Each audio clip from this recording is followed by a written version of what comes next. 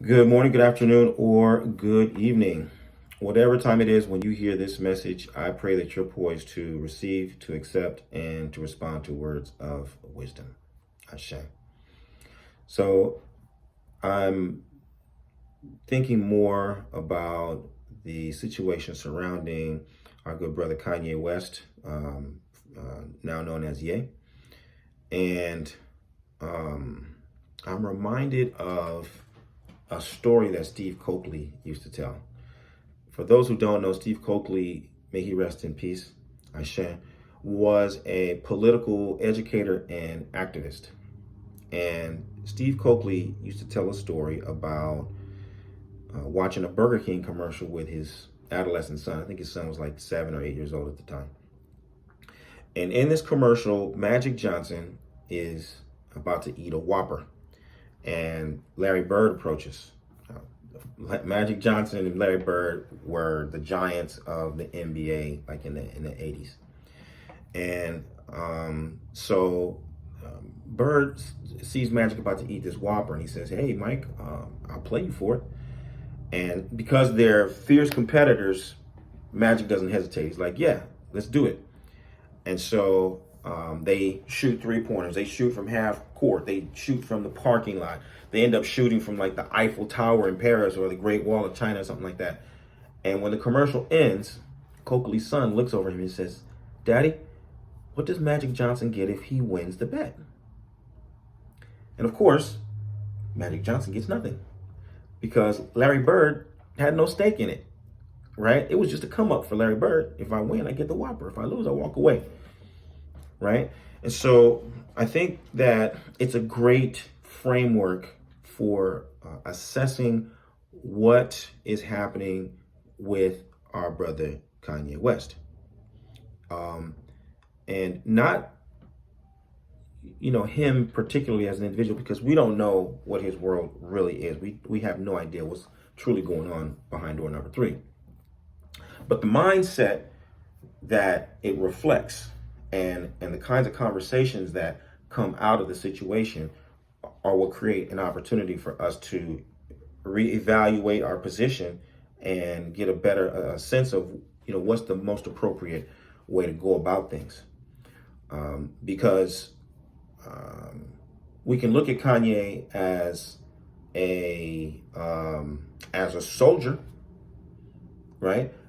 Which would mean that somebody else is calling the shots, and they may have a grand scheme that we don't understand, and Ye is part of 20 other components that are happening simultaneously or in some specific sequence. I don't know. But likewise, it could be the way it appears to be, which is Ye is his own general and he is his own commander. Okay. And he is coming out, and that's the position that he is taking. And in which case, his supporters, his friends and his allies kind of become the soldiers. Okay. In which case we have to evaluate. Commander, is this the kind of campaign you want to run right now? Is this how you want to risk the lives and the positions of all of your people? Is this going to be a quick campaign? It's going to be in and out, or is this going to be a long, protracted, battle? And do you have the provisions to take care of all your people while the battle rages on for months and years? Right? Those are just some ways that I want you to take into consideration and try to perceive what's going on in front of you right now. Right? Because we have a saying: if you play stupid games, you win stupid prizes. Right? And anytime you're entering into a situation where you stand to lose everything, and the person that you're competing against or the person you're fighting against, they're not risking anything. You're playing a stupid game.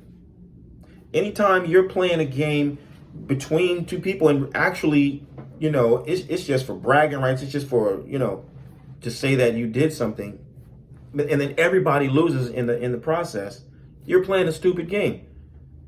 Right? And so many times we get ourselves roped into playing stupid games. I just want to be right. I just want to prove that I was good and you were bad. That's all I want really people to see, is that I was good. and that you were bad. And so I'm willing to risk everything. People will burn down their whole family, destroy the lives of their children, just to be able to say that they were right, just to be able to say that they were the better person. Stupid game, stupid prizes. All right.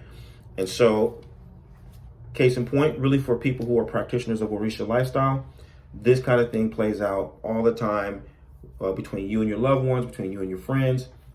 Maybe you want to argue with someone about religion, and you claim to have some insight into the religion that other people don't have. And so you're willing to do anything to win and to be right. You'll insult your father. You'll hurt your mother's feeling. You'll isolate yourself from your grandmother. You will, disassociate yourself from your siblings, right? All to be right.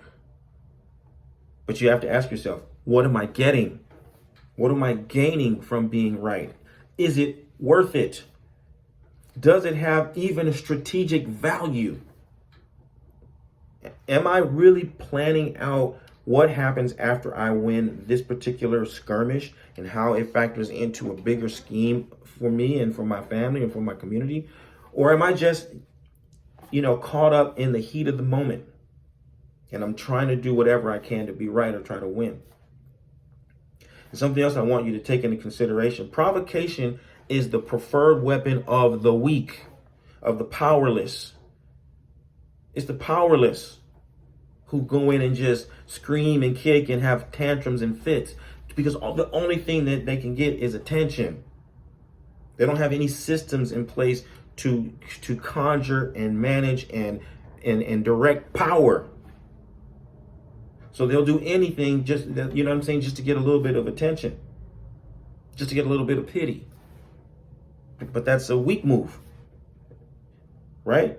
And sometimes we're in a strong position, but we have a mindset of weakness, and we're just trying to, express our desires in the only way we've been conditioned to do, but it is working against our better interest. And so I think that in the case of our good brother Ye in this particular moment, this may or may not be the case. But as I said, it provides an opportunity for us to think and to evaluate what we're seeing, what we're perceiving, why it is before us at this moment, and what we can really learn from the situation so that we can improve our position and do better for ourselves and the people we're destined to serve. And I'm directing this, of course, to the leaders, because that's what it's all about for me. I'm looking for leaders. I'm looking for people who want to improve the world through positive influence.